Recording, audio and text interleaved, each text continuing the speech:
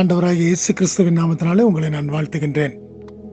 இந்த புதிய நாளுக்குள்ளாய் நானும் நீங்களும் பிரவேசித்திருக்கும் பொழுது, இந்த நாளை தேவனுடைய சமூகத்திலே நானும் நீங்களும் தொடங்கும்படியாக தேவன் நமக்கு ஜீவனையும் சுகத்தையும் பலத்தையும் கொடுத்திருக்கின்றார். ஒவ்வொரு நாளுக்குள்ளாய் நாம் இப்படியாக வரும் பொழுது கர்த்தருடைய கிருபைகளையும் அவருடைய அன்பையும் நாம் நினைத்து அவரை துதிக்க நாம் கடமைப்பட்டவர்களாக இருக்கிறோம். ஏனென்று சொன்னால், ஒவ்வொரு நிமிஷமும் தேவனாலே கொடுக்கப்படுகின்ற ஒரு ஆசீர்வாதமாய் காணப்படுகிறது. பூலோகத்தில் பார்க்கும் பொழுது அநேக காரியங்களின் நிமித்தமாய் கொள்ளை கொண்டு போகின்ற ஒவ்வொரு கூட்டத்தையும் நாம் பார்க்கும் பொழுது, நானும் நீங்களும் ஜீவனோடு கூட இந்த கால வேளையிலே எழுந்திருக்கிறோம் என்று சொன்னால், அது நிச்சயமாய் கர்த்தருடைய கிருபையாய் மாத்திரமே காணப்படக்கூடும். அவருடைய கிருபை நம்மோடு கூட இருந்து இப்படியாக ஒவ்வொரு நாளையும் கடந்து வரும்படியாக தேவன் நம்மை நடத்தி வருகின்றார்.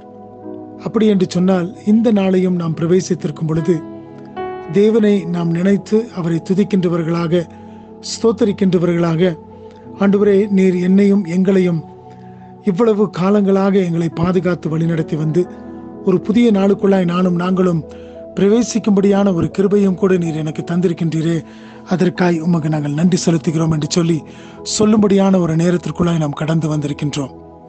இந்த நாளின் எல்லா வேலைகளுக்குள்ளாக கடந்து செல்வதற்கு முன்பதாய் தேவனுடைய சமூகத்தில் வந்து ஆண்டவரை நோக்கி பார்த்து அவருக்கு நன்றி செலுத்தி நாம் மறுபடியுமாய் அவருடைய வார்த்தைகளை கேட்டு நாம் இந்த பூலோகத்திற்குள்ளாய் கடந்து போகும் பொழுது தேவன் நம்மை பாதுகாத்து வழிநடத்தி இந்த நாளின் ஒவ்வொரு காரியத்திலும் நமக்கு வேண்டிய எல்லா விதமான அனுகூலங்களையும் செய்து தர அவர் போதுமான தேவனாய் இருக்கின்றார். ஆகினாலே அவரை விசுவாசித்தவர்களாய் அவரை நோக்கி பார்க்கின்ற ஒவ்வொருவருக்கும் இப்படிப்பட்ட காரியத்தை செய்கின்றவராக அவர் இருக்கின்றார். எசேக்கியேல் 36வது அதிகாரத்தின் 9வது வசனத்தை நான் வாசிக்கின்றேன். எசேக்கியேல் சாப்டர் 36 verse 9. இதோ, நான் உங்கள் பட்சத்திலிருந்து உங்களை கண்ணோக்குவேன், நீங்கள் பண்படுத்தப்பட்டு விதைக்கப்படுவீர்கள். இதை இஸ்ரவேல் ஜனத்தாரை பார்த்து ஆண்டவர் சொல்லுகின்ற ஒரு வார்த்தையாக காணப்படுகிறது. இஸ்ரவேல் என்று சொன்னால் தேவனாலே தேவனுக்கென்று சொல்லி பிரிக்கப்பட்ட ஜனங்களாய் இருக்கின்றார்கள்.